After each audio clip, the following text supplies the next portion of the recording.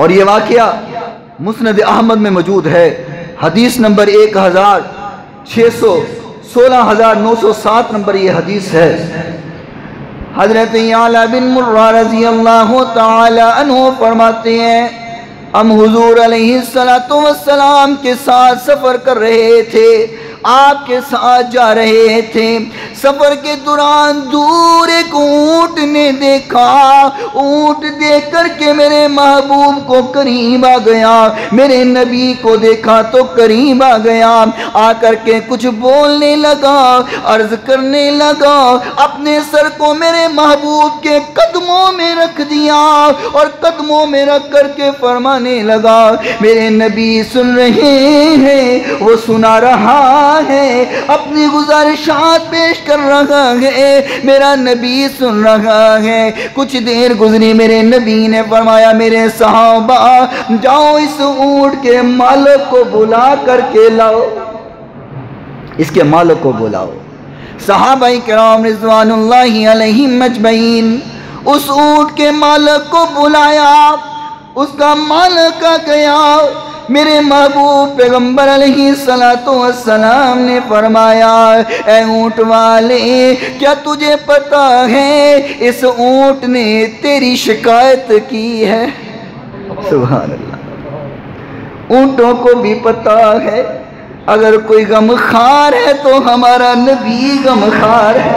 سبحان اللہ، فرمایا اونٹ والے اس نے تیری شکایت کی ہے، انہو شکا کثرت العملی، فرمایا اونٹ نے شکایت کی ہے کہ یہ میرا جو مالک ہے مجھ سے کام زیادہ لیتا ہے، کھانا تھوڑا دیتا ہے، اس سے کہو جتنا کھلاتا ہے اتنا میرے سے کام لیا کریں۔ میرے محبوب نے فرمایا اونٹ والے یا تو اونٹ مجھے بیچ دے، اس کے کھانے کا میں خود ہی اہتمام کر لیا کروں گا، اگر نہیں تو پھر تو اس کے کھانے کا بہترین انتظام کیا کر۔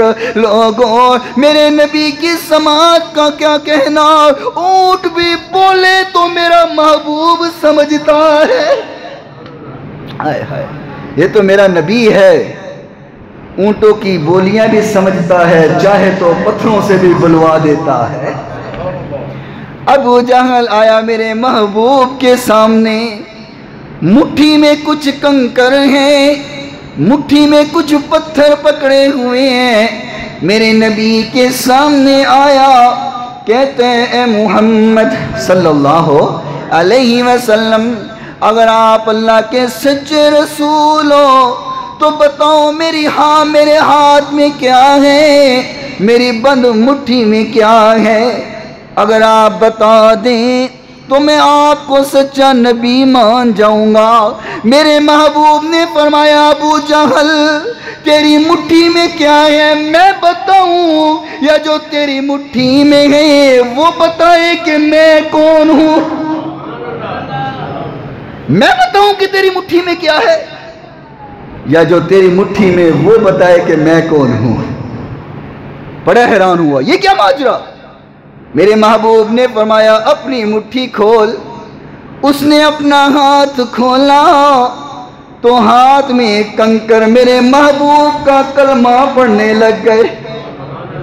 سبحان اللہ، آپ جدھر سے گزرے پتھر بول پڑے، آپ جدھر سے گزرے پتھر بول پڑے، مکڑی نے بنایا تھا جالا کبوتر بول پڑے۔ بو جہل جو مٹھی میں کنکر لایا تھا، چپ جو رہی تھی زباں اس کی تو کنکر بول پڑے، آپ جدھر سے گزرے پتھر بول پڑے، درختوں نے گواہیاں دی اور جانور بول پڑے۔ محبوب کائنات علیہ السلام نے فرمایا، حدیث ابو داؤد میں موجود ہے،